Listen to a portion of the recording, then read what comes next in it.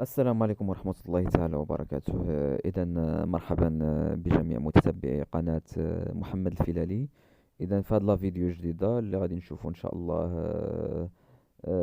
لا reproduction chez les animaux، يعني التوالد الجنسي عند الحيوانات. إذا غادي نشوفوا واحد التمرين رئيسي في التوالد عند الحيوانات، وخاصة المتعلق بصحيح أو خطأ، يعني vrai ولا faux. إذا نبدأ على بركة الله بخصوص هذا التمرين هذا. إذا هذا فهو متعلق بالمسلك العام، ولكن ممكن حتى المسلك الدولي أنه يأخذ واحد الفكرة على طريقة التمرين. إذا هذا التمرين الأول. إذا عندنا خصنا نجاوبوا بصحيح أو خطأ، وإذا كان هناك اقتراح خطأ خصنا نديروا له عملية التصحيح أو التعليل. إذا بخصوص الجملة الأولى أو العبارة الأولى: جميع الحيوانات البيضاء ذات إخصاب داخلي. إذا هل الحيوانات البيضاء كلها لها إخصاب داخلي؟ إذا هذا خطأ.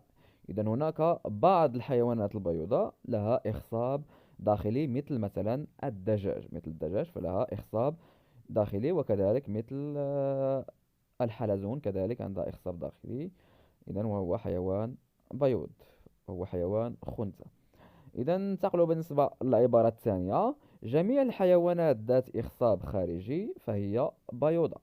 إذا هل جميع الحيوانات التي لها إخصاب خارجي فهي حيوانات بيضاء؟ إذا وهذا صحيح. إذا أغلب الحيوانات ذات إخصاب خارجي لها فهي حيوانات أو تعتبر بحيوانات بيضاء. ننتقل مباشرة إلى العبارة الثالثة: جميع الحيوانات الولودة ذات إخصاب داخلي، وهذا صحيح. إذا جميع أو أغلب الحيوانات الولودة عندها إخصاب داخلي، مثل البقرة مثلا. ثم الجملة الرابعة: جميع الحيوانات البيضاء ذات نمو غير مباشر. إذا هل جميع الحيوانات البيضاء عندها نمو غير مباشر؟ إذا ماذا نقصد بالنمو المباشر؟ يعني عند الانفقاس أو الولادة نحصل على جنين أو صغير يشبه الأبوين، أو لا يشبه عفوا الأبوين.